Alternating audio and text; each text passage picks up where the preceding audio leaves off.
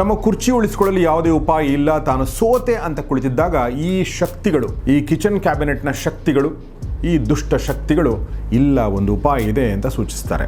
ದೇಶದಲ್ಲಿ ತುರ್ತು ಪರಿಸ್ಥಿತಿ ಜಾರಿ ಆಗಬೇಕು ಅಂತ ಇಂದಿರಾ ಗಾಂಧಿ ಹೇಳ್ತಾರೆ ಮತ್ತು ಈ ರಾಷ್ಟ್ರಪತಿಗಳು ತುಟಿ ಪಿಟಕ್ ಅನ್ನದೆ ತಲೆ ಅಲ್ಲಾಡಿಸಿ ಸೈನ್ ಮಾಡ್ತಾರೆ. ಮೊರಾರ್ಜಿ ದೇಸಾಯಿ, ಅಟಲ್ ಬಿಹಾರಿ ವಾಜಪೇಯಿ, LK ಅಡ್ವಾಣಿ, ಚರಣ್ ಸಿಂಗ್, ಜಾರ್ಜ್ ಫರ್ನಾಂಡಿಸ್ ಸೇರಿದಂತೆ ಸಾವಿರಾರು ಪ್ರಮುಖ ವಿರೋಧ ಪಕ್ಷಗಳ ನಾಯಕರನ್ನು ಬಂಧಿಸಲಾಗುತ್ತೆ. ಸಂಜಯ್ ಗಾಂಧಿಯ ತಿಕ್ಕಲುತನದ ಪ್ರದರ್ಶನಗಳಲ್ಲಿ ಮೊದಲು ನಮಗೆ ನೋಡಲು ಸಿಗೋದು ಸ್ಲಮ್ ಡೆಮಾಲಿಷನ್ ಅಥವಾ ತುರ್ಕ್ಮನ್ ಗೇಟ್ ಇನ್ಸಿಡೆಂಟ್. ಪುರುಷರು ಮತ್ತು ಮಹಿಳೆಯರ ಇಚ್ಛೆಗೆ ವಿರುದ್ಧವಾಗಿ ಬಲವಂತವಾಗಿ ಶಸ್ತ್ರಚಿಕಿತ್ಸೆ ಮಾಡ್ತಾರೆ. ಯಾವುದೇ ಸ್ವಚ್ಛತೆ ಇಲ್ಲ, ಯಾವುದೇ ವೈದ್ಯಕೀಯ ಸೌಲಭ್ಯ ಇಲ್ಲ ಅಂತ ಸ್ಥಳಗಳಲ್ಲಿ ಕೂಡ ಈ ಆಪರೇಷನ್ ಮಾಡಲಾಗುತ್ತೆ. ಬಸ್ ನಿಲ್ದಾಣ, ರೈಲ್ವೆ ನಿಲ್ದಾಣ, ಸಾರ್ವಜನಿಕ ಸ್ಥಳ, ಹಳ್ಳಿಗಳಲ್ಲಿ.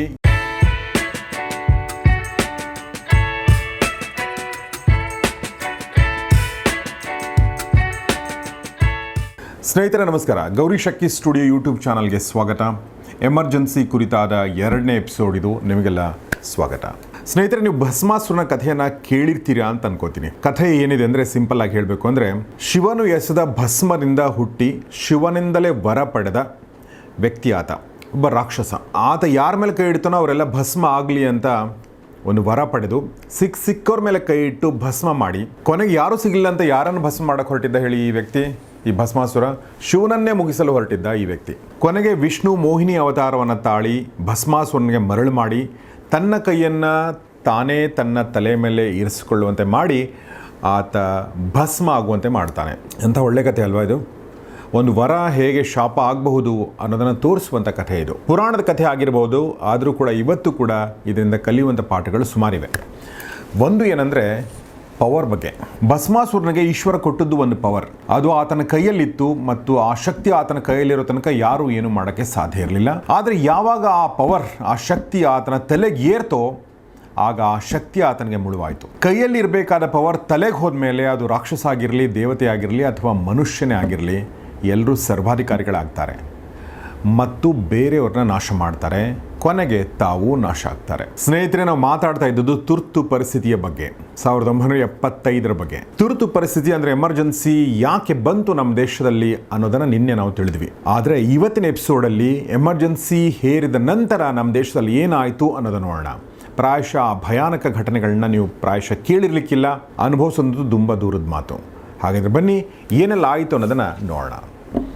ಸ್ನೇಹಿತರೆ, ಈ ವಿಡಿಯೋನ ಸ್ಪಾನ್ಸರ್ ಮಾಡಿದ್ದು ಕ್ಯೂ ಪ್ರಚಾರ ಅನ್ನುವ ಡಿಜಿಟಲ್ ಮಾರ್ಕೆಟಿಂಗ್ ಏಜೆನ್ಸಿ. ನಿಮ್ಮ ಡಿಜಿಟಲ್ ಅವಶ್ಯಕತೆಗಳೇನಾದರೂ ಇದ್ದರೆ, ನಿಮ್ಮ ವೆಬ್ಸೈಟ್ ಡಿಸೈನ್ ಡೆವಲಪ್ಮೆಂಟ್ ಇರಬಹುದು, SEO ಇರಬಹುದು, ಸೋಷಿಯಲ್ ಮೀಡಿಯಾ ಮ್ಯಾನೇಜ್ಮೆಂಟ್ ಇರಬಹುದು, ಅಥವಾ ಇನ್ನಿತರೆ ಕೆಲಸಗಳಿದ್ದರೆ ದಯವಿಟ್ಟು ಕ್ಯೂ ಪ್ರಚಾರ ಸಂಸ್ಥೆಯನ್ನು ಸಂಪರ್ಕಿಸಿ. ಸ್ನೇಹಿತರೆ, ನಿನ್ನೆ ನಾನು JP ಆಂದೋಲನದ ಬಗ್ಗೆ ಹೇಳ್ತಾ ಇದ್ದೆ. ಅಂದರೆ ಜಯಪ್ರಕಾಶ್ ನಾರಾಯಣ್ ಆಂದೋಲನ ಹೇಗೆ ಇದು ಇಡೀ ದೇಶವನ್ನು ತಲುಪ್ತು ಅನ್ನೋದ್ರ ಬಗ್ಗೆ ಮಾತಾಡ್ತಾ ಇದ್ವಿ. ಇದ್ರ ಜೊತೆಗೆ ಇನ್ನೂ ಒಂದು ಹೆಸರನ್ನ ನಾವು ಮರೆಯೋ ಹಾಗೇನೇ ಇಲ್ಲ. ಅದುವೇ ನಮ್ಮ ಮಂಗಳೂರು ಕನ್ನಡಿಗ ಜಾರ್ಜ್ ಫರ್ನಾಂಡಿಸ್, ಕಾರ್ಮಿಕ ಮುಖಂಡ, ಸಮಾಜವಾದಿ ನಾಯಕ.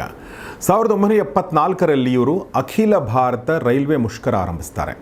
ರೈಲ್ವೆ ಸಂಚಾರ ದೇಶಾದ್ಯಂತ ಸ್ತಬ್ಧಗೊಳ್ಳುತ್ತೆ. ರೈಲ್ವೆ ಸಿಬ್ಬಂದಿಗಳು ಸಾಥ್ ನೀಡುತ್ತಾರೆ. JP ಆಂದೋಲನದ ಜೊತೆಗೆ ಇಂದಿರಾ ಗಾಂಧಿ ಅವರಿಗೆ ಈ ಒಂದು ರೈಲ್ವೆ ಮುಷ್ಕರ ಕೂಡ ಇನ್ನೊಂದು ತಲೆನೋವಾಗಿ ಪರಿಣಮಿಸುತ್ತೆ. ಆದರೆ ಈ ಎಲ್ಲ ತಲೆನೋವುಗಳು ಅವರ ಕುರ್ಚಿಯನ್ನು ಸ್ವಲ್ಪ ಮಟ್ಟಿಗೆ ಅಲುಗಾಡಿಸಿದ್ದು ಹೊರತು ಕುರ್ಚಿಯಿಂದ ಅವರನ್ನ ಕೆಡುವಂಥ ಶಕ್ತಿ ಈ ಪ್ರಕರಣಗಳಿಗೆ, ಈ ಘಟನೆಗಳಿಗೆ ಇರಲಿಲ್ಲ. ಆದರೆ ಆ ಒಂದು ಪ್ರಕರಣ ಇಡೀ ಘಟನಾವಳಿಯನ್ನೇ ಬದಲಾಯಿಸಿರುತ್ತೆ, ಇತಿಹಾಸ ಮಗ್ಗಲು ಬದಲಾಯಿಸಿರುತ್ತೆ. ಅದುವೇ ನಾನು ನಿನ್ನೆ ಹೇಳಿದ 1971ರ ಲೋಕಸಭಾ ಚುನಾವಣೆಯ ಮಾಲ್ ಫಂಕ್ಷನ್ ಪ್ರಕರಣ. 75ರಲ್ಲಿ ಅಲಹಾಬಾದ್ ಹೈಕೋರ್ಟು ಇಂದಿರಾ ಗಾಂಧಿಯವರು ದೋಷಿ ಅಂತ ತೀರ್ಪು ಕೊಡುತ್ತೆ. ಸುಪ್ರೀಂ ಕೋರ್ಟ್ ಕೂಡ ಇಂದಿರಾ ಗಾಂಧಿಯವರ ಕೈ ಬಿಡುತ್ತೆ. ಅವರು 6 ವರ್ಷಗಳ ಕಾಲ ಎಲೆಕ್ಷನ್ ನಿಲ್ಲೋ ಹಾಗಿರಲಿಲ್ಲ. ಇಂದಿರಾ ಗಾಂಧಿಯವರು ತೀರವೇ ಕಾಣದ ಒಂದು ಸಮುದ್ರದ ಮಧ್ಯೆ ಮುಳುಗುವಂಥ ಸ್ಥಿತಿ ಇರುತ್ತೆ. ಅದೇ ಸಮಯದಲ್ಲಿ ಭಾರತದ ರಾಜಕೀಯ ಇತಿಹಾಸದಲ್ಲಿ ಒಂದು ಹೆಸರು ತುಂಬ ಪ್ರಬಲವಾಗಿ ಕೇಳಿಬರುತ್ತೆ. ಅದುವೇ ಪವರ್ ಬಿಹೈಂಡ್ ದ ಥ್ರೋನ್ ಅಂತ ಕರೆಸಿಕೊಳ್ಳಲಾಗುವ, ಅಂದರೆ ಸಿಂಹಾಸನದ ಹಿಂದಿರುವ ಶಕ್ತಿ ಎಂದು ಕರೆಸಿಕೊಳ್ಳಲಾಗುವ ಸಂಜಯ್ ಗಾಂಧಿ. ಇಂದಿರಾ ಗಾಂಧಿ ಮತ್ತು ಸಂಜಯ್ ಗಾಂಧಿ ಸಂಬಂಧ ಹೇಗಿತ್ತು ಅಂತಂದರೆ, ಅಮ್ಮ ಮಗ ಅಫ್ಕೋರ್ಸ್. ಆದರೆ ಮಹಾಭಾರತ ಒಂದು ಸಂಬಂಧ ನೆನಪು ಬರುತ್ತೆ. ಆ ಸಂಬಂಧ ಯಾವುದು ಅಂದರೆ ಧೃತರಾಷ್ಟ್ರ ಮತ್ತು ದುರ್ಯೋಧನ ಸಂಬಂಧ. ಆ ಸಂಬಂಧವನ್ನು ಒಂದೇ ವಾಕ್ಯದಲ್ಲಿ ಹೇಳಿ ಅಂದರೆ ಅದು ಹೇಗೆ ಅಂದರೆ, ನೀ ನನ್ನ ಮಗ ಅಲ್ವಾ, ಹಾಗಾದರೆ ನೀನೇನು ಮಾಡಿದರೂ ನಡೆಯುತ್ತೆ. ಅರ್ಥ ಆಯಿತು ಅನ್ಕೋತೀನಿ. 1975 ಜೂನ್ 24 ಸಂಜೆ ಸರಿಯಾಗಿ 50 ವರ್ಷಗಳ ಹಿಂದೆ ಸುಪ್ರೀಂ ಕೋರ್ಟ್ ತೀರ್ಪು ಕೊಡುತ್ತೆ. ಇಂದಿರಾ ಗಾಂಧಿ ಕಂಗಾಲಾಗಿ ಕೂತ್ಕೊಂಡಿರ್ತಾರೆ. ಆ ಒಂದು ಪ್ರಧಾನಿ ಕೊಠಡಿ ಒಳಗಡೆ ಕೆಲವು ವ್ಯಕ್ತಿಗಳಿರ್ತಾರೆ. ಅದರಲ್ಲಿ ಓರ್ವ ಈ ಸಂಜಯ್ ಗಾಂಧಿ, ಇಂದಿರಾ ಗಾಂಧಿಯವರ ಮಗ. ತಮ್ಮ ಕುರ್ಚಿ ಉಳಿಸಿಕೊಳ್ಳಲು ಯಾವುದೇ ಉಪಾಯ ಇಲ್ಲ, ತಾನು ಸೋತೆ ಅಂತ ಕುಳಿತಿದ್ದಾಗ ಈ ಶಕ್ತಿಗಳು, ಈ ಕಿಚನ್ ಕ್ಯಾಬಿನೆಟ್ನ ಶಕ್ತಿಗಳು, ಈ ದುಷ್ಟ ಶಕ್ತಿಗಳು ಇಲ್ಲ, ಒಂದು ಉಪಾಯ ಇದೆ ಅಂತ ಸೂಚಿಸ್ತಾರೆ. ಅದರಲ್ಲಿ ಸಂಜಯ್ ಗಾಂಧಿದೇ ಪ್ರಮುಖ ಮಾತಾಗಿರುತ್ತೆ. ಆ ಉಪಾಯ ಯಾವುದು ಅಂದರೆ ಎಮರ್ಜೆನ್ಸಿ, ತುರ್ತು ಪರಿಸ್ಥಿತಿ. ಸಮುದ್ರದ ಮಧ್ಯೆ ಮುಳುಗ್ತಾ ಇರೋ ಹಾಗೆ ಫೀಲ್ ಆಗ್ತಿದ್ದ ಇಂದಿರಾ ಗಾಂಧಿ ಅವರಿಗೆ ಒಂದು ಹುಲ್ಲು ಕಡ್ಡಿ ಆಸರೆ ಸಿಕ್ಕಂತಾಯಿತು. ಅದುವೇ ಎಮರ್ಜೆನ್ಸಿ. ಈ ಎಮರ್ಜೆನ್ಸಿನ ಬಹಳ ಜನ ಅನ್ಕೋತಾರೆ ಇದು ಕಾನೂನು ಬಾಹಿರ, ಸಂವಿಧಾನ ವಿರೋಧಿ ಅಂತ. ಸ್ನೇಹಿತರೆ, ಹಾಗೇನೂ ಅಲ್ಲ. ಎಮರ್ಜೆನ್ಸಿ ಸಂವಿಧಾನದಲ್ಲಿಯೇ ಇದೆ. ಸಂವಿಧಾನದಲ್ಲಿ ಇದೆ ಅಂದಮೇಲೆ ಇಂದಿರಾ ಗಾಂಧಿ ಅದನ್ನು ಜಾರಿ ಮಾಡಿದ್ರಲ್ಲಿ ತಪ್ಪೇನಿದೆ ಅಂತ ಕೆಲವೊಬ್ಬರಿಗೆ ಅನಿಸಬಹುದು. ಹೌದು, ಒಳ್ಳೆ ಪ್ರಶ್ನೆ. ಆದರೆ ಎಮರ್ಜೆನ್ಸಿಯನ್ನು ಇಂದಿರಾ ಗಾಂಧಿಯವರು ಸಂವಿಧಾನದಿಂದಲೇ ತೆಗೆದುಕೊಂಡು ಹೇರಿದ್ದು ನಿಜ ಆದರೂ ಕೂಡ ಅವರ ಉದ್ದೇಶ ಸರಿ ಇರಲಿಲ್ಲ. ಇದುವೇ ಅದರ ಮುಖ್ಯ ಪ್ರಾಬ್ಲಮ್. ಎಮರ್ಜೆನ್ಸಿಯ ಕಾಲಘಟ್ಟವನ್ನು ನಾವು ಗಮನಿಸಬೇಕಾದ್ರೆ ಎಮರ್ಜೆನ್ಸಿ ಅಂದರೆ ಏನು?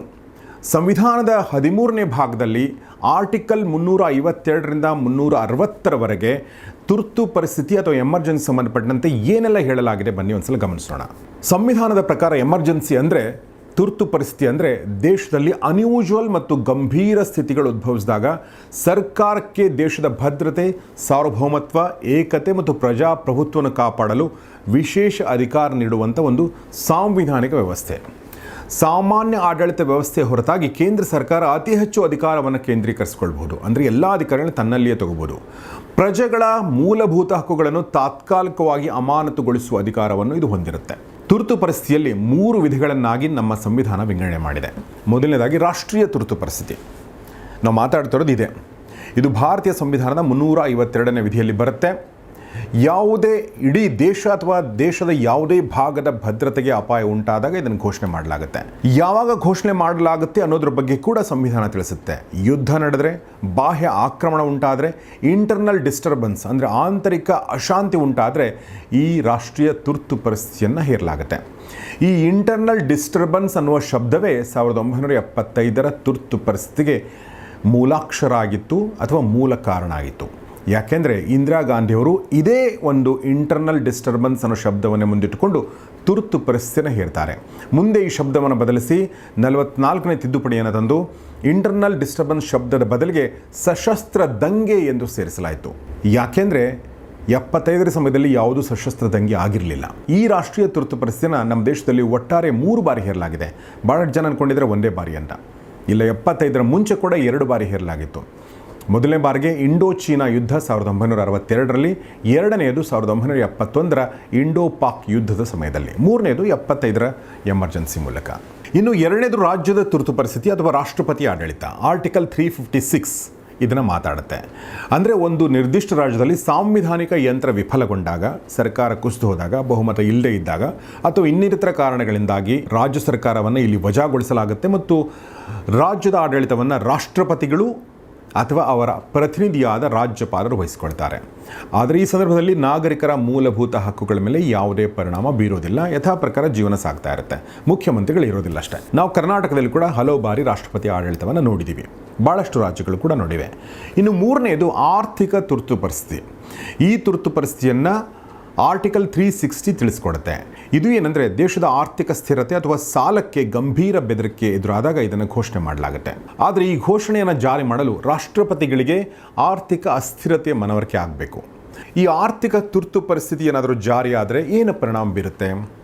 ಕೇಂದ್ರ ಸರ್ಕಾರ ರಾಜ್ಯಗಳಿಗೆ ಆರ್ಥಿಕ ನಿರ್ದೇಶನಗಳನ್ನ ನೀಡಬಹುದು. ಕಟ್ಟುನಿಟ್ಟಾಗಿ ಪಾಲಿಸುವಂಥ ನಿರ್ದೇಶನಗಳು ಸರ್ಕಾರಿ ನೌಕರರ ಮತ್ತು ನ್ಯಾಯಾಧೀಶರು ಸೇರಿದಂತೆ ಎಲ್ಲರ ವೇತನ ಮತ್ತು ಭತ್ಯೆಗಳನ್ನು ಕಡಿತಗೊಳಿಸಬಹುದು. ಆದರೆ ಅದೃಷ್ಟವಶಾತ್ ನಮ್ಮ ದೇಶದಲ್ಲಿ ಈವರೆಗೂ ಈ ಆರ್ಥಿಕ ತುರ್ತು ಪರಿಸ್ಥಿತಿಯನ್ನು ಘೋಷಣೆ ಮಾಡಿಲ್ಲ. ಸ್ನೇಹಿತರೆ, ಇದೆಲ್ಲವೂ ಎಮರ್ಜೆನ್ಸಿ ಅರ್ಥಗಳನ್ನ ತಿಳ್ಕೊಂಡಿವಿ, ಅದರ ವ್ಯಾಪ್ತಿಯ ಬಗ್ಗೆ ತಿಳ್ಕೊಂಡಿವಿ, ಅದರ ವಿಧಿಗಳ ಬಗ್ಗೆ ತಿಳ್ಕೊಂಡಿವಿ. ಆದರೆ ನಮ್ಮ ಮುಂದೆ ಇಲ್ಲಿ ಒಂದು ಪ್ರಶ್ನೆ ಬರುತ್ತೆ. ಅವತ್ತು ಸಂಜೆ ಇಂದಿರಾ ಗಾಂಧಿ ಮತ್ತು ಅವರ ಮಗ ಸಂಜಯ್ ಗಾಂಧಿ ಮತ್ತು ಕೆಲವು ಆಪ್ತರು ಎಮರ್ಜೆನ್ಸಿ ದೇಶದಲ್ಲಿ ತರಬೇಕು ಅಂದ ತಕ್ಷಣ ಎಮರ್ಜೆನ್ಸಿ ಬಂದ್ಬಿಡ್ತಾ, ಅದಕ್ಕೇನು ಪ್ರೊಸೀಜರ್ಸ್ ಇಲ್ವಾ ಅನ್ನೋ ಪ್ರಶ್ನೆ ಬರುತ್ತೆ.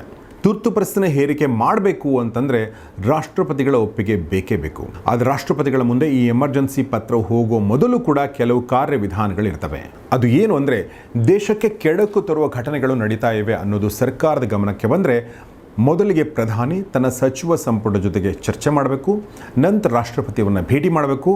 ರಾಷ್ಟ್ರಪತಿ ಭವನದಲ್ಲಿ ತುರ್ತು ಪರಿಸ್ಥಿತಿಗೆ ಒಪ್ಪಿಗೆಯನ್ನು ಯಾವ ಆಧಾರದ ಮೇಲೆ ಸೂಚಿಸಬೇಕು ಅನ್ನೋದನ್ನು ಮನವರಿಕೆ ಮಾಡಿಕೊಳ್ಬೇಕು. ಅದಾದ ನಂತರ ತುರ್ತು ಪರಿಸ್ಥಿತಿಯ ಘೋಷಣೆಯನ್ನು ರಾಷ್ಟ್ರಪತಿಗಳು ಮಾಡ್ತಾರೆ. ಅದಾದ ನಂತರ ಸಂಸತ್ತಿನ ಎರಡೂ ಸದನಗಳಲ್ಲಿ ಅದನ್ನು ಮಂಡಿಸಬೇಕಾಗುತ್ತೆ. ಈ ಘೋಷಣೆಯನ್ನು 1 ತಿಂಗಳ ಒಳಗಾಗಿ ಸಂಸತ್ತಿನ ಒಪ್ಪಿಗೆಗಾಗಿ ಒಡ್ಡಬೇಕಾಗತ್ತೆ.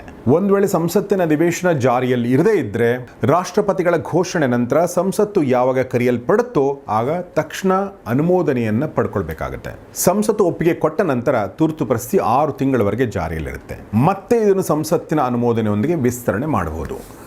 ಆದರೆ ಸ್ನೇಹಿತರೆ, ಇದೆಲ್ಲ ಒಂಥರ ಪುಸ್ತಕದ ಬದನೆಕಾಯಿ. ಈ ಸಂದರ್ಭದಲ್ಲಿ ಹಾಗೆ ಆಗಿತ್ತು. ಯಾಕೆಂದರೆ ನಾನು ಈಗಾಗಲೇ ಹೇಳಿರುವ ಯಾವುದೇ ಕಾರ್ಯವಿಧಾನಗಳು ಇಲ್ಲಿ ಪಾಲನೆ ಆಗಿರಲಿಲ್ಲ. ಪ್ರಧಾನಿ ಕಚೇರಿಯಲ್ಲಿ ತುರ್ತು ಪರಿಸ್ಥಿತಿ ಜಾರಿ ಆಗಬೇಕು ಅಂತ ಕೆಲವು ಜನ ಹೇಳ್ತಾರೆ. ಸಚಿವ ಸಂಪುಟದ ಒಪ್ಪಿಗೆ ಇರೋದಿಲ್ಲ, ಸಚಿವ ಸಂಪುಟದ ಸಭೆ ನಡೆಯೋದಿಲ್ಲ.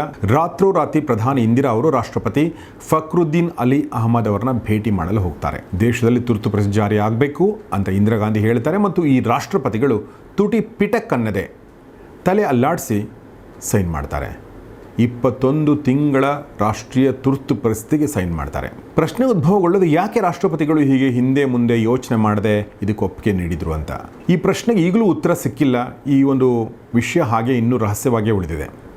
ಒಟ್ಟಿನಲ್ಲಿ ಅಂದಿನ ರಾತ್ರಿ ರಾಷ್ಟ್ರ ಅಂಧಕಾರಕ್ಕೆ ತಳ್ಳಲ್ಪಟ್ಟಿತ್ತು. ರಾತ್ರೋರಾತ್ರಿ ದೇಶದ ಪತ್ರಿಕೆಗಳ ಕಚೇರಿಗಳ ಕರೆಂಟನ್ನು ಬಂದ್ ಮಾಡಲಾಗಿತ್ತು. ಅಂದರೆ ಯಾವುದೇ ನ್ಯೂಸ್ ಪೇಪರ್ ನಡೆಯೋ ಹಾಗಿಲ್ಲ. ಪತ್ರಿಕೆಯನ್ನು ಪ್ರಿಂಟ್ ಮಾಡಲು ಯಾವುದೇ ಸಹಾಯ ದೊರಕದ ಹಾಗೆ ಮಾಡಲಾಯಿತು. ಜೂನ್ 24 ರಾತ್ರಿಯೇ ದೇಶಾದ್ಯಂತ ವ್ಯಾಪಕ ಬಂಧನ ಕಾರ್ಯಾಚರಣೆ ನಡೆಯುತ್ತೆ. ಜಯಪ್ರಕಾಶ್ ನಾರಾಯಣ್ ಯಾರು ಚಳವಳಿಯನ್ನು ಮುನ್ನಡೆಸ್ತಾ ಇದ್ರು ಅವರನ್ನೇ ಬಂಧಿಸಲಾಗುತ್ತೆ. ಅದರ ಜೊತೆಗೆ ಮೊರಾರ್ಜಿ ದೇಸಾಯಿ, ಅಟಲ್ ಬಿಹಾರಿ ವಾಜಪೇಯಿ, LK ಅಡ್ವಾಣಿ, ಚರಣ್ ಸಿಂಗ್, ಜಾರ್ಜ್ ಫರ್ನಾಂಡಿಸ್ ಸೇರಿದಂತೆ ಸಾವಿರಾರು ಪ್ರಮುಖ ವಿರೋಧ ಪಕ್ಷಗಳ ನಾಯಕರನ್ನ ಬಂಧಿಸಲಾಗುತ್ತೆ. ತುರ್ತು ಪರಿಸ್ಥಿತಿಗೆ ಅಸಮ್ಮತಿ ಸೂಚಿಸಿದವರನ್ನ, ಪ್ರತಿಭಟನೆ ಮಾಡಿದವ್ರನ್ನ ಮಿಸಾ ಅನ್ನೋ ಆ್ಯಕ್ಟ್ ಅಡಿಯಲ್ಲಿ, ಅಂದರೆ maintenance of internal security act, ಇದರ ಅಡಿಯಲ್ಲಿ ಬಂಧಿಸಲಾಗುತ್ತೆ. ಇದೊಂದು ತುಂಬ ವೆಲ್ ಪ್ಲ್ಯಾನ್ಡ್ ಯೋಜನೆ ಆಗಿರುತ್ತೆ. ಜೂನ್ 25 ಮುಂಜಾನೆ ಪ್ರಧಾನಿ ಗಾಂಧಿಯವರು ಏರ್ ಇಂಡಿಯಾ ಮೂಲಕ ದೇಶವನ್ನು ಉದ್ದೇಶಿಸಿ ಮಾತನಾಡ್ತಾರೆ. ಸಂಕ್ಷಿಪ್ತ ಭಾಷಣ ಮಾಡಿ ದೇಶದಲ್ಲಿ ತುರ್ತು ಪರಿಸ್ಥಿತಿಯನ್ನು ಘೋಷಣೆ ಮಾಡಲಾಗಿದೆ, ಯಾರೂ ಗಾಬರಿ ಆಗುವ ಅವಶ್ಯಕತೆ ಇಲ್ಲ ಅನ್ನೋ ಮಾತನ್ನು ಹೇಳ್ತಾರೆ. ದೇಶದ ಭದ್ರತೆಗೆ ಅಪಾಯ ಇದೆ ಅನ್ನೋ ಕಾರಣವನ್ನು ಅವರು ನೀಡ್ತಾರೆ. ಆದರೆ ನಿಜಕ್ಕೂ ಅವತ್ತು ದೇಶಕ್ಕೆ ಅಪಾಯ ಇತ್ತ? ನೀವು ಕೂಲಂಕುಷವಾಗಿ ಗಮನಿಸಿದರೆ ಅಪಾಯ ಇದ್ದದ್ದು ಕೇವಲ ಇಂದಿರಾ ಗಾಂಧಿಯವರ ಕುರ್ಚಿಗೆ ಮಾತ್ರ. ಹೀಗಾಗಿ ರಾತ್ರೋರಾತ್ರಿ ದೇಶದಲ್ಲಿ ಎಲ್ಲವೂ ಬದಲಾಗಿರುತ್ತೆ. ಭಾರತದಲ್ಲಿ ನಾಗರಿಕರು ಹಾಗೇ ಇರ್ತಾರೆ, ಆದರೆ ಅವರಿಗೆ ಯಾವ ಮೂಲಭೂತ ಹಕ್ಕುಗಳು ಇರೋದಿಲ್ಲ. ವಾಕ್ ಸ್ವಾತಂತ್ರ್ಯದ ಸಂಕೇತಗಳೇ ದೇಶದಲ್ಲಿ ಇರಲಿಲ್ಲ. ಪತ್ರಿಕಾ ಸ್ವಾತಂತ್ರ್ಯ ಕಂಪ್ಲೀಟ್ ದಮನಾಗಿ ಹೋಗಿರುತ್ತೆ. ಇನ್ನೂ ಒಂದು ಹೆಜ್ಜೆ ಮುಂದೆ ಹೋಗಿ ಪತ್ರಿಕೆಗಳ ಮೇಲೆ ಸೆನ್ಸಾರ್ಶಿಪ್ಪನ್ನು ಹೇರಲಾಗುತ್ತೆ. ಅಂದರೆ ಪತ್ರಿಕೆಗಳು ಯಾವುದೇ ನ್ಯೂಸನ್ನು ಪ್ರಿಂಟ್ ಮಾಡೋಕ್ಕೆ ಮುಂಚೆ, ರೇಡಿಯೋಗಳು ಯಾವುದೇ ನ್ಯೂಸನ್ನು ಹೇಳೋಕ್ಕೆ ಮುಂಚೆ ಇಂದಿರಾ ಗಾಂಧಿಯವರ ಸುಪುತ್ರ ಸಂಜಯ್ ಗಾಂಧಿಯವರಿಗೆ ತೋರಿಸಿ ಅವರು ಓಕೆ ಅಂದಮೇಲೆ ಅದನ್ನು ಪ್ರಿಂಟಿಗೆ ಕಳಿಸ್ಬೇಕಾಗತ್ತೆ ಅಥವಾ ಮುಂದಿನ ಹಂತಕ್ಕೆ ಕಳಿಸ್ಬೇಕಾಗತ್ತೆ. ಪ್ರೆಸ್ ಆಬ್ಜೆಕ್ಷನಬಲ್ ಮ್ಯಾಟರ್ ಆ್ಯಕ್ಟ್ನಂಥ ಕಠಿಣ ಕಾಯ್ದೆಗಳನ್ನು, ಬ್ರಿಟಿಷ್ ಆಡಳಿತದಲ್ಲಿ ದೇಶೀಯ ಪತ್ರಿಕೆಗಳನ್ನು ಹತ್ತಿಕ್ಕಲು ಬಳಸದ ಕಾಯ್ದೆಗಳನ್ನು ಇಲ್ಲಿ ಬಳಸಲಾಗುತ್ತೆ. ಇಷ್ಟಕ್ಕೆ ಮುಗಿತಾ ಎಮರ್ಜೆನ್ಸಿ? ಇಲ್ಲ ಸ್ನೇಹಿತರೆ, ಇದು ಕೇವಲ ಟಿಪ್ ಆಫ್ ದ ಐಸ್ಬರ್ಗ್. ಇನ್ನು ಮುಂದಿನ ಭಾಗ ಕೇಳಿದರೆ ನಿಮ್ಮ ಕಣ್ಣಲ್ಲಿ ನೀರು ಬರುತ್ತೆ. ಪ್ರಸ್ತುತ ಭಾರತದಲ್ಲಿ ಸಂವಿಧಾನಕ್ಕೆ ಒಂದು ಸಣ್ಣ ತಿದ್ದುಪಡಿ ತರಬೇಕಂದ್ರೂ ಕೂಡ ದೇಶದಲ್ಲಿ ಕೋಲಾಹಲ ಉಂಟಾಗುತ್ತೆ, ಅಧಿವೇಶನದಲ್ಲೂ ಕೂಡ ಕೋಲಾಹಲ ಉಂಟಾಗುತ್ತೆ. ಆದರೆ ತುರ್ತು ಪರಿಸ್ಥಿತಿ ಜಾರಿಯಲ್ಲಿದ್ದಾಗ ಇಂದಿರಾ ಗಾಂಧಿಯವರು ನಮ್ಮ ಸಂವಿಧಾನದಲ್ಲಿ ಎಷ್ಟೊಂದು ಬದಲಾವಣೆ ಮಾಡಿದ್ರಂದರೆ ಇನ್ನೊಂದು ಮಿನಿ ಸಂವಿಧಾನವನ್ನು ಹುಟ್ಟು ಹಾಕಿದ್ರು ಅಂದರೂ ಕೂಡ ತಪ್ಪಾಗಲಿಕ್ಕಿಲ್ಲ. ಸಂವಿಧಾನದ ಇತಿಹಾಸದಲ್ಲಿ ಇಷ್ಟೊಂದು ಬದಲಾವಣೆಗಳು, ಇಷ್ಟೊಂದು ತಿದ್ದುಪಡಿಗಳು ಆಗಿರಲಿಲ್ಲ. ಹಾಗಾದ್ರೆ ಏನೆಲ್ಲ ಬದಲಾವಣೆಗಳಾದವು? ಮೊದಲಿಗೆ ಸಂವಿಧಾನದ ಪ್ರಿಯಾಂಬಲ್ ಅಂದರೆ ಪೀಠಿಕೆಯನ್ನೇ ಬದಲಾಯಿಸಲಾಯಿತು. ನಿಮ್ಗೆ ಗೊತ್ತಿರಬಹುದು, ಸಂವಿಧಾನದ ಪೀಠಿಕೆಯನ್ನು ದೇಶದ ಮೊದಲ ಪ್ರಧಾನಿ ಜವಾಹರ್ಲಾಲ್ ನೆಹರು ಅವರು ಪರಿಚಯಿಸಿದ್ರು. ಅದನ್ನು ಇಲ್ಲಿವರೆಗೂ ಒಂದೇ ಒಂದು ಸಲ ಬದಲಾಯಿಸಲಾಗಿದೆ. ಅದನ್ನು ಇಂದಿರಾ ಗಾಂಧಿಯವರು ಬದಲಾಯಿಸಿ ಅದರಲ್ಲಿ 3 ಹೊಸ ಶಬ್ದಗಳನ್ನ ಸೇರಿಸ್ತಾರೆ. ಅವುಗಳು ಯಾವುವು ಅಂದರೆ ಸೋಷಲಿಸ್ಟ್, ಸೆಕ್ಯುಲರ್ ಮತ್ತು ಇಂಟಿಗ್ರಿಟಿ ಅನ್ನೋ ಪದಗಳು. ಈ ಶಬ್ದಗಳನ್ನ ಯಾಕೆ ಸೇರಿಸಲಾಯಿತು? ಅಂದಿನ ಸೋವಿಯತ್ ಒಕ್ಕೂಟದ ಪ್ರಭಾವ ಇದರ ಹಿಂದೆ ಇತ್ತಾ ಅನ್ನೋ ಪ್ರಶ್ನೆ ಉದ್ಭವಗೊಳ್ಳುತ್ತೆ. ಸಂವಿಧಾನ ಶಿಲ್ಪಿ ಡಾಕ್ಟರ್ BR ಅಂಬೇಡ್ಕರ್ ಅವರು ಕೂಡ ಈ ರೀತಿಯ ಶಬ್ದಗಳನ್ನ ಸೇರಿಸಿರಲಿಲ್ಲ. ಸಮಾಜವಾದ ಅನ್ನೋದು ಒಂದು ರಾಜಕೀಯ ಸಿದ್ಧಾಂತ ಆಗಿತ್ತು ಹಾಗೂ ಅದನ್ನು ಅವರು ಗೌರವಿಸ್ತಾ ಇದ್ರೂ ಕೂಡ ಸಂಪೂರ್ಣವಾಗಿ ನಂಬಿರಲಿಲ್ಲ. ಇದಕ್ಕೆ ಅವರು ಬರೆದ ಬುದ್ಧ ಆರ್ ಕಾರ್ಲ್ ಮಾರ್ಕ್ಸ್ ಪುಸ್ತಕದಲ್ಲಿ ಉತ್ತರ ಕೂಡ ಇದೆ. ಅಂಥ ಬಾಬಾ ಸಾಹೇಬ್ ಅಂಬೇಡ್ಕರ್ ಅವರನ್ನೇ ಮೀರಿಸಿ ಸಂವಿಧಾನದ ಪೀಠಿಕೆಯನ್ನು ಬದಲಾಯಿಸಿದ್ದು ಇಂದಿರಾ ಗಾಂಧಿ. ಇಂದಿಗೂ ಕೂಡ ಈ ಕಾಂಟ್ರವರ್ಸಿ ಹಾಗೆಯೇ ಇದೆ. ಇನ್ನು ನಾಗರಿಕರ ಹಕ್ಕುಗಳ ಜೊತೆಗೆ 10 ಮೂಲಭೂತ ಕರ್ತವ್ಯಗಳನ್ನು ಕೂಡ ಇದರಲ್ಲಿ ಸೇರಿಸಲಾಯಿತು. ನಿಮ್ಗೆ ಗೊತ್ತಿರಲಿ, ಈ ಮೂಲಭೂತ ಕರ್ತವ್ಯಗಳು ಅಂದಿನ ಸೋವಿಯತ್ ಒಕ್ಕೂಟದಿಂದ ಎರವಲು ಪಡೆದದ್ದು. ಮುಂದೆ ಲೋಕಸಭೆಯ ಅವಧಿ ಕೂಡ ವಿಸ್ತರಣೆ ಆಗುತ್ತೆ. ಅಂದರೆ ಲೋಕಸಭೆ ಮತ್ತು ರಾಜ್ಯ ವಿಧಾನಸಭೆಗಳ ಅವಧಿಯನ್ನು 5 ವರ್ಷಗಳಿಂದ 6 ವರ್ಷಗಳಿಗೆ ಹೆಚ್ಚಿಸಲಾಗುತ್ತೆ. ಜೊತೆಗೆ ಮುಖ್ಯವಾಗಿ ನ್ಯಾಯಾಲಯದ ಅಧಿಕಾರವನ್ನು ಕೂಡ ಮೊಟಕುಗೊಳಿಸಲಾಗುತ್ತೆ. ಸುಪ್ರೀಂ ಕೋರ್ಟ್ ಮತ್ತು ಹೈಕೋರ್ಟ್ಗಳ ನ್ಯಾಯಾಂಗ ಪರಿಶೀಲನಾ ಅಧಿಕಾರ ಅತ್ಯಂತ ಮುಖ್ಯವಾದ ಅಧಿಕಾರ. ಇದು ಜುಡಿಷಿಯಲ್ ರಿವ್ಯೂ ಅಂತ ಕರೀತಾರೆ. ಇದನ್ನು ಮೊಟಕುಗೊಳಿಸಲಾಗುತ್ತೆ. ಅಂದರೆ ಸಂಸತ್ತು ಮಾಡಿದ ಯಾವುದೇ ಕಾನೂನನ್ನು ಪರಿಶೀಲಿಸುವ ಹಕ್ಕು ಸುಪ್ರೀಂ ಕೋರ್ಟ್ಗೆ ಇದೆ. ಇದನ್ನು ಮೊಟಕುಗೊಳಿಸಲಾಗುತ್ತೆ. ಸಂಸತ್ತು ಮಾಡಿದ ಕಾನೂನುಗಳ ಸಾಂವಿಧಾನಿಕ ಸಿಂಧುತ್ವವನ್ನು ಪ್ರಶ್ನಿಸುವುದನ್ನು ಕಠಿಣಗೊಳಿಸಲಾಗುತ್ತೆ. ಹೈಕೋರ್ಟ್ಗಳ ರಿಟ್ ನ್ಯಾಯವ್ಯಾಪ್ತಿಯನ್ನು ಮೊಟಕುಗೊಳಿಸಲಾಗುತ್ತೆ. ಇದು ಒಂದು ಕಡೆ. ಆದರೆ ಇನ್ನೊಂದು ಕಡೆ ಕೇಂದ್ರ ಸರ್ಕಾರವನ್ನು ಇನ್ನಷ್ಟು ಬಲಿಷ್ಠಗೊಳಿಸೋದು ಹೇಗೆ ಅನ್ನೋ ಒಂದು ಪ್ರೊಸೆಸ್ ಕೂಡ ನಡೀತಾ ಇರುತ್ತೆ. ಅದು ಹೇಗೆ ಅಂದರೆ ನಿಮ್ಗೆ ಗೊತ್ತಿರ್ಬೋದು, ರಾಜ್ಯ ಪಟ್ಟಿ, ಕೇಂದ್ರ ಪಟ್ಟಿ ಮತ್ತು ಸಮವರ್ತಿ ಪಟ್ಟಿ ಅಂತ 3 ಪಟ್ಟಿಗಳಿವೆ. ಅದರಲ್ಲಿ ಯಾರಿಗೆ ಯಾವ ಅಧಿಕಾರ ಅನ್ನೋದನ್ನು ತಿಳಿಸಲಾಗಿದೆ. ಈ ಒಂದು ಎಮರ್ಜೆನ್ಸಿ ಟೈಮಲ್ಲಿ ರಾಜ್ಯ ಪಟ್ಟಿಯಲ್ಲಿದ್ದ ಹಲವು ವಿಷಯಗಳನ್ನು ಕೇಂದ್ರ ಪಟ್ಟಿಗೆ ಅಥವಾ ಸಮವರ್ತಿ ಪಟ್ಟಿಗೆ ಸೇರಿಸಲಾಯಿತು. ಉದಾಹರಣೆಗೆ ಶಿಕ್ಷಣ, ಅರಣ್ಯ, ತೂಕ ಮತ್ತು ಅಳತೆ, ವನ್ಯಜೀವಿ ಮತ್ತು ಪಕ್ಷಿ ಸಂರಕ್ಷಣೆ, ನ್ಯಾಯಾಂಗದ ಆಡಳಿತ ಇವುಗಳನ್ನು ಸಮವರ್ತಿ ಪಟ್ಟಿಗೆ ಅಂದರೆ ಕನ್ಕರೆಂಟ್ ಲಿಸ್ಟ್ಗೆ ವರ್ಗಾಯಿಸಲಾಗುತ್ತೆ. ಹೀಗಾಗಿ ಕೇಂದ್ರ ಸರ್ಕಾರ ಬಲಿಷ್ಠ ಆಗುತ್ತೆ. ಈ ತಿದ್ದುಪಡಿಗಳು ರಾಷ್ಟ್ರಪತಿಗಳನ್ನು ಬಿಡೋದಿಲ್ಲ. ಹೇಗೆ ಅಂದರೆ ಈ ತಿದ್ದುಪಡಿಗಳ ಮೂಲಕ ರಾಷ್ಟ್ರಪತಿಗಳು ಸಚಿವ ಸಂಪುಟದ ಸಲಹೆಗೆ ಬದ್ಧರಾಗಿರಬೇಕು ಅಂತ ಸ್ಪಷ್ಟಪಡಿಸಲಾಯಿತು. ಅಂದರೆ ರಾಷ್ಟ್ರಪತಿಗಳ ವಿವೇಚನಾ ಅಧಿಕಾರವನ್ನು ಕೂಡ ಮೊಟಕುಗೊಳಿಸಲಾಗುತ್ತೆ. ಹೀಗೆ ಇಂದಿರಾ ಗಾಂಧಿಯವರು ತಮ್ಮ ರಾಜಕೀಯ ವಿರೋಧಿಗಳನ್ನು, ಸಂವಿಧಾನವನ್ನು, ನ್ಯಾಯಾಲಯವನ್ನು, ರಾಷ್ಟ್ರಪತಿಗಳನ್ನು ಲಾಕ್ ಮಾಡಿದ್ದನ್ನು ನಾವು ನೋಡಿದ್ವಿ. ಇದು ಇಷ್ಟಕ್ಕೆ ಮುಗಿದಿದ್ದರೆ ಪ್ರಾಯಶಃ ಒಳ್ಳೆಯದಿತ್ತು. ಆದರೆ ಇನ್ನೂ ಒಂದು ರೀತಿಯ ಹುಚ್ಚಾಟ ಈಗ ಒಂದು ಹಂತ ಮೇಲಿರುತ್ತೆ. ಈಗ ಈ ತುರ್ತು ಪರಿಸ್ಥಿತಿಯ ಗುರಿ, ಟಾರ್ಚರ್ನ ಗುರಿ ಜನಸಾಮಾನ್ಯರ ಕಡೆಗೆ ತಿರುಗಿರುತ್ತೆ. ಮತ್ತು ಈ ಗುರಿಯ ಸೂತ್ರಧಾರಿ ಯಾರಾಗಿರ್ತಾರೆ ಅಂದರೆ ಅದುವೇ ಸಂಜಯ್ ಗಾಂಧಿ. ಸಂಜಯ್ ಗಾಂಧಿಯ ತಿಕ್ಕಲುತನದ ಪ್ರದರ್ಶನಗಳಲ್ಲಿ ಮೊದಲು ನಮಗೆ ನೋಡಲು ಸಿಗೋದು ಸ್ಲಮ್ ಡೆಮಾಲಿಷನ್ ಅಥವಾ ತುರ್ಕ್ಮನ್ ಗೇಟ್ ಇನ್ಸಿಡೆಂಟ್. ಏನು ಹಂಗಂದರೆ ದೆಹಲಿಯ ತುರ್ಕ್ಮನ್ ಗೇಟ್ ಪ್ರದೇಶದಲ್ಲಿ ಈ ಒಂದು 76ನೇ ಇಸ್ವಿಯಲ್ಲಿ ನಡೆದ ಈ ಘಟನೆ ಎಮರ್ಜೆನ್ಸಿ ಅಂದರೆ ಏನು ಅನ್ನೋದನ್ನು ತೋರಿಸೋಕ್ಕೆ ಒಂದು ಬಹಳ ಒಳ್ಳೆಯ ಉದಾಹರಣೆ. ಎಮರ್ಜೆನ್ಸಿ ಕ್ರೌರ್ಯಕ್ಕೆ ಇದು ಉದಾಹರಣೆ.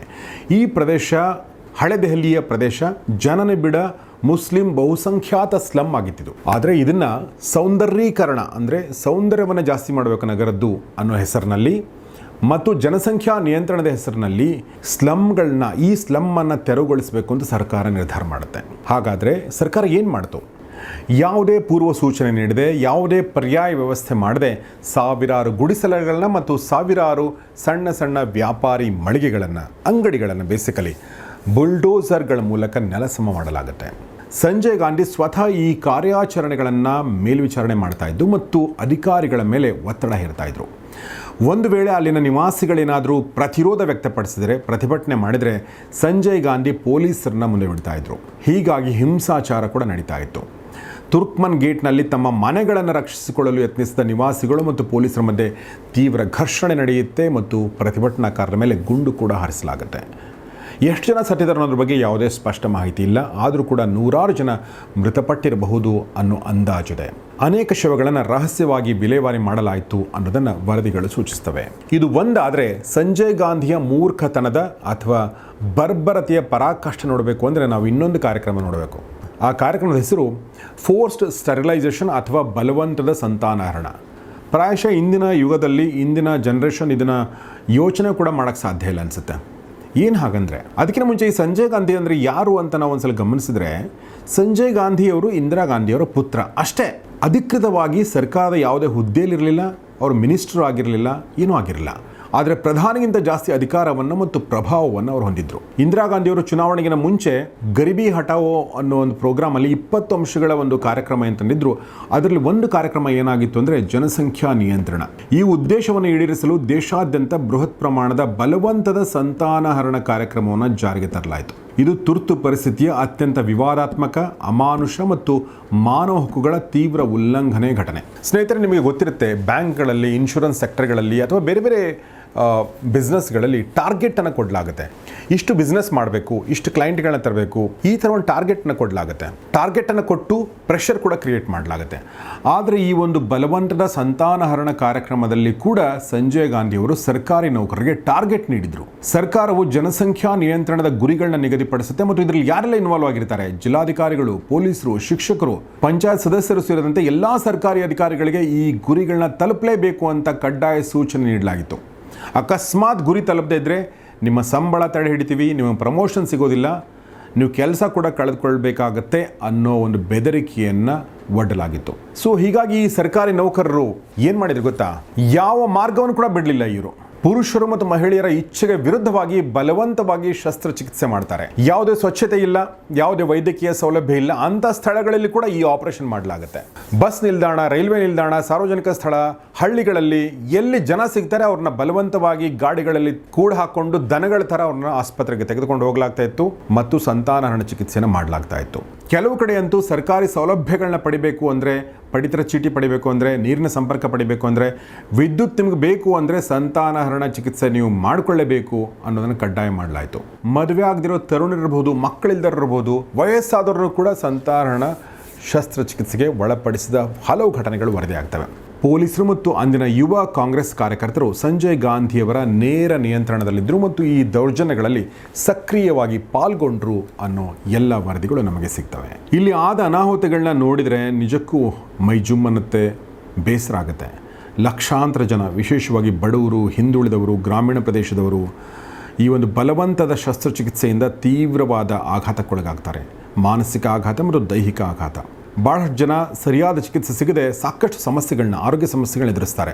ಈ ಒಂದು ತುರ್ತು ಪರಿಸ್ಥಿತಿಯ ಸಂದರ್ಭದಲ್ಲಿ, ಅಂದರೆ ಈ ಒಂದು ತುರ್ತು ಪರಿಸ್ಥಿತಿಯ 21 ತಿಂಗಳ ಅವಧಿಯಲ್ಲಿ ಎಷ್ಟು ಜನರಿಗೆ ಈ ಥರ ಸಂತಾನಹರಣ ಶಸ್ತ್ರಚಿಕಿತ್ಸೆ ಮಾಡಲಾಗಿದೆ ಗೊತ್ತಾ ನಿಮಗೆ? ಒಂದು ಅಂದಾಜಿನ ಪ್ರಕಾರ 80 ಲಕ್ಷಕ್ಕೂ ಹೆಚ್ಚು ಜನರಿಗೆ ಈ ಥರ ಮಾಡಲಾಗಿದೆ. ಒಂದು ಕಂಪ್ಯಾರಿಸನ್ ಮಾಡಬಹುದು ಅಂತಂದರೆ, ಹಿಟ್ಲರ್ ಕಾಲದಲ್ಲಿ ಕೂಡ ಈ ಥರ ಸಂತಾನಹರಣ ಚಿಕಿತ್ಸೆ ಮಾಡಲಾಗಿತ್ತಂತೆ, ಅಂದರೆ ಬಲವಂತದ್ದು. ಅದರಲ್ಲಿ 6 ಲಕ್ಷ ಜನರಿಗೆ ಸಂತಾನಹರಣ ಮಾಡಲಾಗಿತ್ತಂತೆ. ಆದರೆ ಅದನ್ನು ಮೀರಿದ ಕಾರ್ಯಕ್ರಮ ಇಲ್ಲಿ ನಡೆದಿತ್ತು. ಇದು ವಿಶ್ವದ ಇತಿಹಾಸದಲ್ಲೇ ಬಲವಂತದ ಸಂತಾನಹರಣದ ಅತ್ಯಂತ ದೊಡ್ಡ, ಅತ್ಯಂತ ತ್ವರಿತಗತಿಯಲ್ಲಿ ನಡೆದ ಕಾರ್ಯಕ್ರಮ.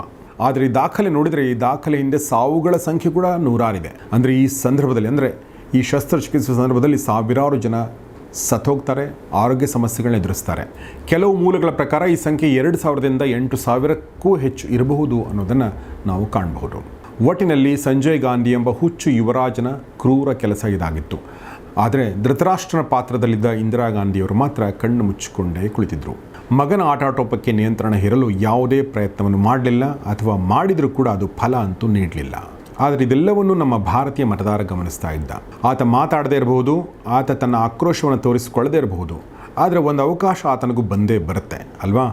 21 ತಿಂಗಳ ನಂತರ ತುರ್ತು ಪರಿಸ್ಥಿತಿಗೆ ಬ್ರೇಕ್ ಬೀಳುತ್ತೆ, ಸರ್ಕಾರ ವಿಸರ್ಜನೆ ಆಗುತ್ತೆ ಮತ್ತು ಹೊಸ ಚುನಾವಣೆ ನಿಗದಿಯಾಗುತ್ತೆ.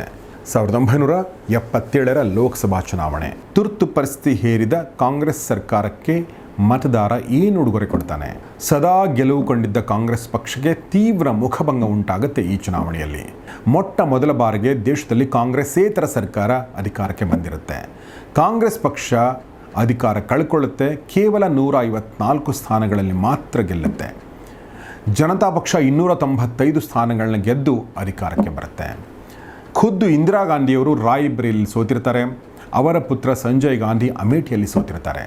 ನೀವು ಏನೇ ಒಳ್ಳೇದು ಮಾಡಿರ್ಬೋದು, ನಿಮ್ಮಿಂದ ಯಾವುದೇ ಲೆಗಸಿ ಇರ್ಬೋದು, ನೀವು ಯಾರದೇ ಮಗ ಮಗಳು ಆಗಿರ್ಬೋದು, ಆದರೆ ನೀವು ನಿಮ್ಮ ಹದ್ದನ್ನು ಮೀರಿದರೆ, ನೀವು ಸರ್ವಾಧಿಕಾರ ತೋರಿಸಿದರೆ, ನೀವು ಪ್ರಜಾಪ್ರಭುತ್ವದ ಬುಡಕ್ಕೆ ನೀವು ಬಾಂಬ್ ಬಿಡುವಂಥ ಕೆಲಸ ಮಾಡಿದರೆ, ಅದನ್ನು ಒಪ್ಪಿಕೊಂಡು ಮತ್ತೆ ನಿಮಗೆ ಜೈಕಾರ ಹಾಕುವ ಜನ ನಾವಲ್ಲ ಅಂತ ಭಾರತೀಯ ಮತದಾರ ಸ್ಪಷ್ಟವಾಗಿ ಹೇಳಿದ್ದ. ಭಾರತದಲ್ಲಿ ಮತ್ತೊಮ್ಮೆ ಪ್ರಜಾಪ್ರಭುತ್ವ ಮೇಲೆದ್ದು ನಿಂತಿತ್ತು. ಸೊ ಸ್ನೇಹಿತರೆ, ಇದು ಎಮರ್ಜೆನ್ಸಿಯ ಕಥೆ. 50 ವರ್ಷಗಳ ಹಿಂದೆ ನಡೆದಂಥ ಒಂದು ಕಥೆ ಇದು. ಅಬ್ಸಲ್ಯೂಟ್ ಪವರ್ ಕರಪ್ಟ್ಸ್ ಅಬ್ಸಲ್ಯೂಟ್ಲಿ ಅನ್ನೋ ಮಾತಿದೆ ಇಂಗ್ಲೀಷ್ನಲ್ಲಿ. ಓಕೆ, ಪವರ್ ಅನ್ನೋದು ಒಂದು ನಶ, ಪವರ್ ಅನ್ನೋದು ಎಲ್ಲಕ್ಕಿಂತ ಮುಖ್ಯವಾಗಿ ದೊಡ್ಡ ರೆಸ್ಪಾನ್ಸಿಬಿಲಿಟಿ.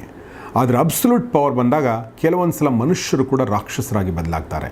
ಹೀಗಾಗಿ ಎಂಥ ದೊಡ್ಡ ವ್ಯಕ್ತಿಯಾಗಿರಲಿ, ಎಂಥ ಪ್ರಬಲ ವ್ಯಕ್ತಿಯಾಗಿರಲಿ, ಆತನ ಮೂಗುದಾರ ದೇಶದ ಜನರ ಕೈಯಲ್ಲೇ ಇರಬೇಕು. ಅದನ್ನು ಮೀರಿ ಯಾರು ಕೂಡ ಬೆಳಿಬಾರ್ದು. ಪ್ರಜಾಪ್ರಭುತ್ವದಲ್ಲಿ ಬೆಳೆದಾಗ ಕೆಲವೊಂದು ಸಲ ಈ ಥರ ಘಟನೆಗಳು ನಡೀತವೆ. ಇಂಥ ಘಟನೆ, ಇಂಥ ದುರಾಡಳಿತ ನಮ್ಮ ದೇಶದಲ್ಲಿ ಮತ್ತೊಂದು ಸಲ ಬರದೇ ಇರಲಿ ಅಂತ ಹೇಳ್ತಾ, ನಾವು ರೆಸ್ಪಾನ್ಸಿಬಲ್ ಸಿಟಿಸನ್ಸ್ ಆಗೋಣ ಅಂತ ಹೇಳ್ತಾ ಇವತ್ತಿನ ಈ ಎಪಿಸೋಡ್ ಮುಗಿಸ್ತಾ ಇದ್ದೀನಿ. ನೋಡ್ತಾರೆ ಗೌರಿ ಶಕ್ತಿ ಸ್ಟುಡಿಯೋ, ನೋಡ್ತಾರೆ ಒಳ್ಳೆ ವಿಡಿಯೋಗಳನ್ನ. ನಮಸ್ಕಾರ.